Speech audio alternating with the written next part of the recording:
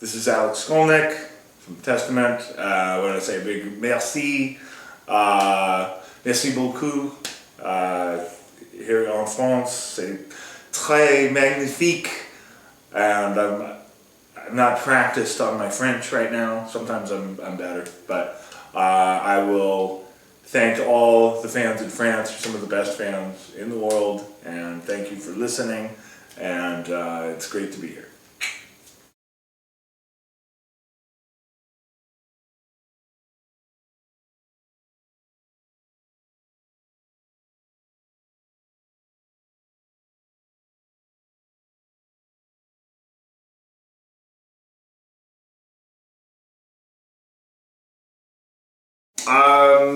Not at all. No. It was very facile, easy. We've talked about it for a long time. Every band has played with every other band. Testament and Death Angel, Testament and Exodus, Death Angel and Exodus, but never all together. And it was just a schedule. We finally made it, found time with the schedule.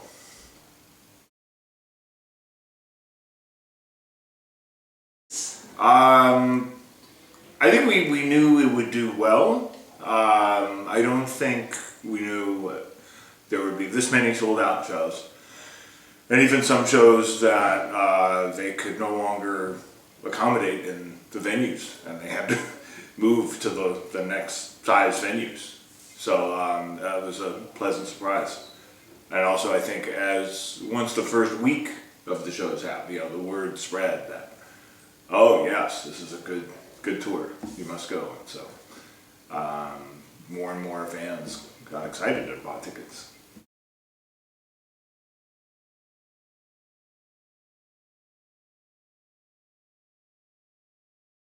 I think Europe. We'll see. I could be proven wrong because we would like to try this in the United States. It's not planned yet, but clearly, we're all thinking about it. But I think in Europe, there's a little more appreciation, partly because we come from far away, and in the United States, because all the bands are from the United States, I think there's more, you tend to take it for granted, but also, the United States tends to follow trends a lot more, but I just think in Europe, even though, the same trendy music trends happen, I think there's just more independence with European fans. I don't think there was a time where, the audiences for bands like this really dropped in the United States, and it was like the 1990s. And, unless you were like, White Zombie or Tool or these sort of more modern sounding heavy bands, which are great bands. It was just very difficult. But during that time, in Europe, the festivals started developing, and there became more and more festivals and more heavy bands. So I just think it's just more part of the culture out here, this heavy music, and more appreciation, partly because the bands come from far away, and the appreciation was always here.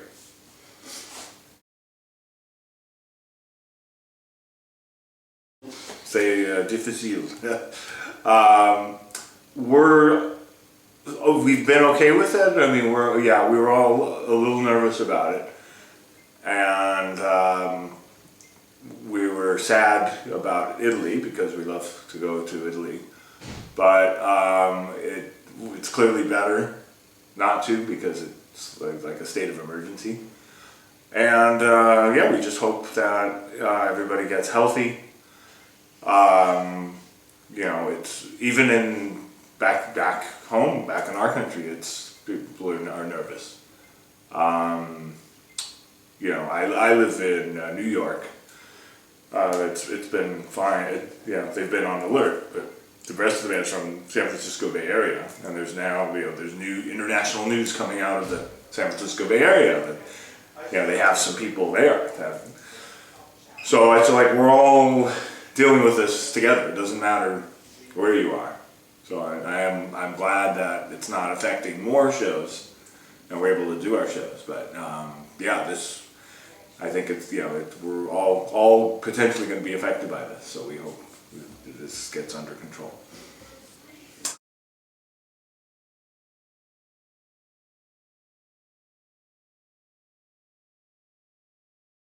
I think so. I mean, there's different periods of Testament. There was the first wave of Testament, which I was a part of. And then I was away for a while, and the band developed more a different sound that with different musicians, especially drummers that were really, these really modern drummers. And when I came back to the band, suddenly we brought like my technical style of guitar playing and the more advanced drumming together. And that's been the current sound of this current period. And I think it's very well represented on this new record. Yes. Yes. Louie is, vrier, Louie. He's our brother. We love Louie. But he's also the type of musician, when he wasn't in the band, he didn't play. Didn't play with other bands. He had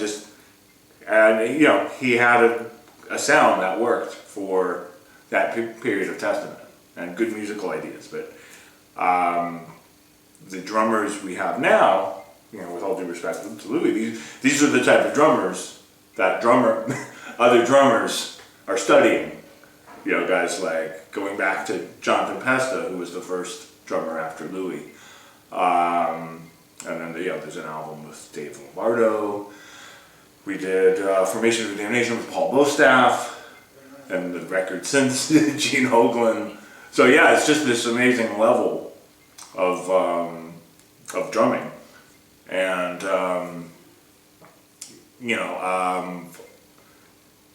I've always been a very devoted guitar player, and I think when I first came into the band, there was the sound was a little more like Motorhead, Venom kind of track. So I had this much more technical style of playing by like Van Halen and Randy Rhoads, and it was difficult at first. We had to find a way to make it work. I think we did, but we would often hear about how guitar players were coming up studying my guitar on that, my solos and also Eric's riffs.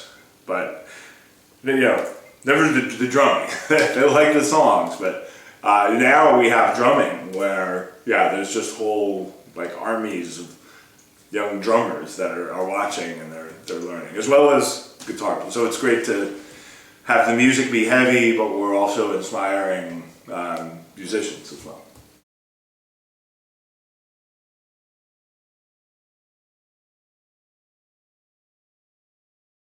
Well, I think, I'm often hearing music, very different types of music. One day I may hear something that works better for jazz rock or even blues. I can put that into my instrumental projects, Alex Skolnick Trio or whatever. And then other days I hear, heavy parts. And I try to just catch everything I can with a very basic recording. I'll often pick up an acoustic guitar.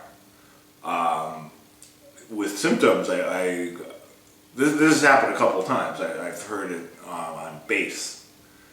So I just picked up the bass. It was really more of a groove. And I'm picturing something like that. I could hear the crowd chanting along to it. After the bass line, then I picked up the guitar and started playing along, and it almost felt like the song wrote itself. And that's the best experience to have when you're writing a song. Oh, regret it? You mean? Yes. Because of all the hard work? No, because I think, that's what made it possible to be able, I'm here today in Toulouse. That's pretty cool. I didn't pay to come here. I'm actually being paid. Not getting paid what Justin Bieber gets paid. But enough to make it worthwhile. And play music, and just, we are part of this, the group of people that are able to do music for a living. And I think for that to happen, you have to have that period where you're spending a lot of time, not just in the rehearsal, but alone in a room. But, I figure, okay, what did I missed. You maybe missed some parties and some things that really you can do later. And I'm not, I don't think I missed much. And I think parties and gatherings are kind of overrated. And I have a great time doing the shows. I have friends that come to the shows. That's the social activity. But it's fun because then you've done a day's work, and you get to see lots of friends because they come to the shows, and we get to have friends not just in our home city. It's really great. I got to see some good friends last night in Madrid. I'm going to see some friends in Dublin and London next week. Some of us have friends coming to Paris tomorrow, Paris, and just so to have that experience and that life, it's very worth it.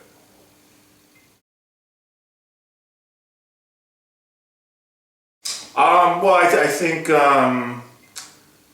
those of us that are involved in the songwriting, we'll sometimes sing what we call a guide track. Just to do it. So there are, I have versions of Symptoms and other even songs going back to Dark Roots of Earth, where I'm singing. But I am not a metal singer. I can sing a bit of more blues, rock, but I don't sing metal. But Eric really sings metal.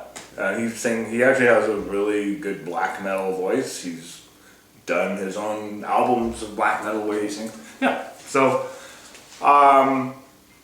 they could describe it better because I wasn't there when that decision was made. But I think it was one of those things where Eric was directing how to sing, and he just sang it. And everybody said, "That sounds good. Yeah, just sing it." Sometimes things happen that way. It's an accident. It's not planned. It's an accident.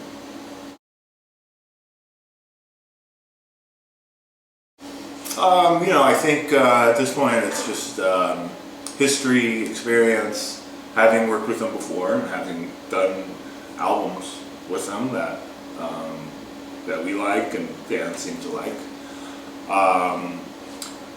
Each of those guys, I think, also knows the band well because,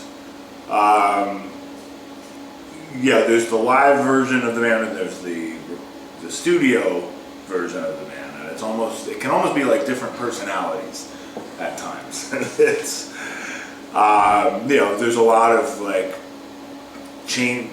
minds are changed, especially with Eric and Chuck. They'll really dislike an idea that they won't, and then they can be persuaded to like it. Some of our best ideas have happened, or they'll like it, and then suddenly decide they don't like it, and it can be a challenge. But both those guys know the situation, they know how to work with the personalities, and they're very good at what they do. Juan's a very good engineer. Andy's a very good, they're both great engineers, but they both work very well for the band for the different phases of the album. Juan more for pre-recording and actual engineering, and Andy for mixing. Although we've done some actual recording with Andy, but it just depends on if we're in the same place at the same time.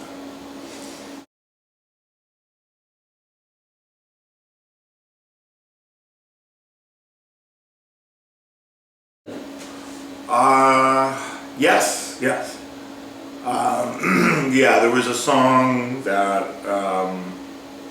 another song that I had for this album that we recorded the drums. Gene recorded it.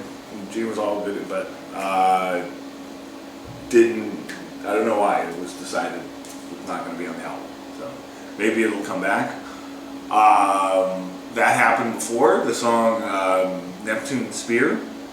That was one we'd had from the album before, and it came on the next album, Brotherhood of the Snake.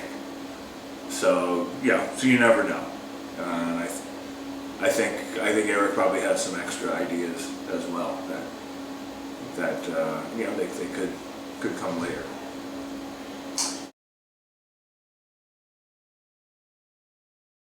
I do not know. I cannot answer. Sorry.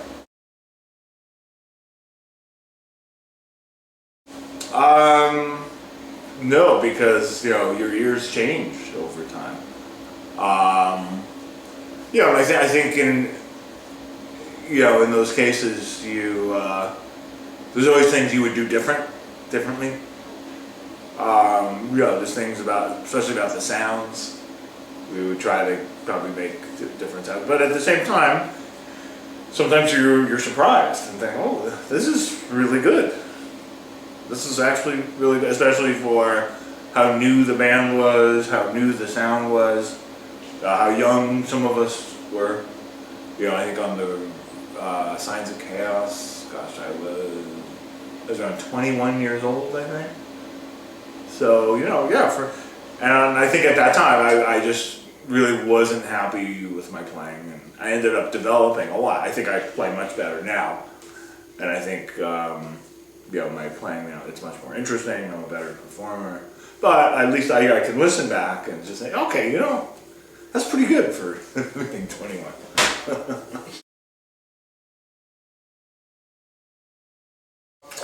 A little bit, because it wasn't really accepted at that time. You had, again, I mentioned like Venom and Motorhead, which it's great music, but it's really not about virtuosity. Slayer, which wasn't about soloing technically, like on the level of other guitarists that were out at the time, like all the the guitarists, and there were some great guitarists in glam bands, guys like George Lynch, Jakey Lee, Warren DeMartini, but yeah, for thrash, and obviously it's not easy to do what Kerry and Jeff did, but the solos it wasn't really solos that guitar players were studying. The guitar players were studying the riffs for sure, but the drumming was different. The drumming was the virtuoso playing there. So you didn't really have a lot of that. You didn't have a lot of virtuoso guitar playing. So it was kind of, and I was really coming from Randy Rhoads, Yngwie, Richie Blackmore, Van Halen. It was it was almost like a deal breaker. Like if I'm not gonna, I need to play like that. We have to find a way for me to, otherwise it's not gonna work, me playing in this band. And I think once we were able to do that, it kind of made it different and created a new sound.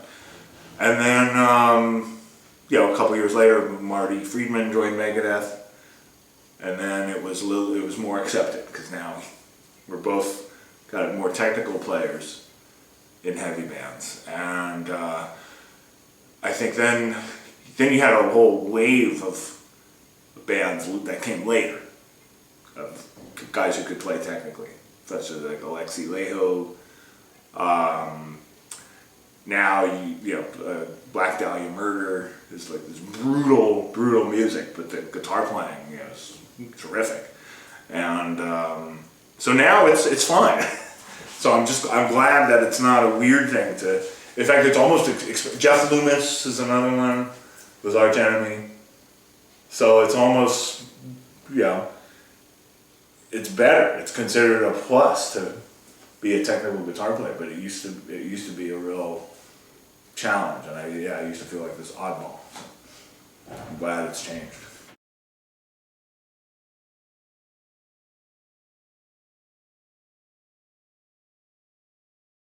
Oh yeah, those guys obviously they have their own sound, and they did their own thing, and I think they brought something to the table. But at that time too, I was in a whole other place. I needed to have the experiences of working with musicians outside of the bubble of metal. As much as I love metal, it can be a bubble.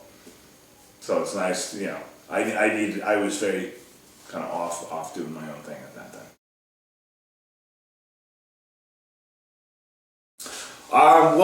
Metal Allegiance is that's a project where I get to play a different role. Here with Testament, Eric is clearly the riff person. So I have good tone, I have good riff tone. You might notice it live, but you won't necessarily hear it on the records. In Metal Allegiance, that gives me a chance to say, okay, here's my tone. You can actually hear me playing the riffs as well as a lot of the solos. And I just have a bigger role there as far as doing like the arrangements and the production and everything. So it's just it's a different project. And with Testament, Eric was the one who started the band, so I totally respect his territory to sort of have more of that role. But it's nice. Metal Allegiance kind of gives me that chance in metal, even though when I do instrumental stuff, such as my own albums, I also get to be producer and arranger and have the final say so. But it's fun to do that in another project that's metal, and also work with guys, because we bring in people from other bands that I wouldn't normally get to work with. All kinds of bands. I mean, you name it. Megadeth, Mastodon, Death Angel, Accept. So that part of it's really fun as well.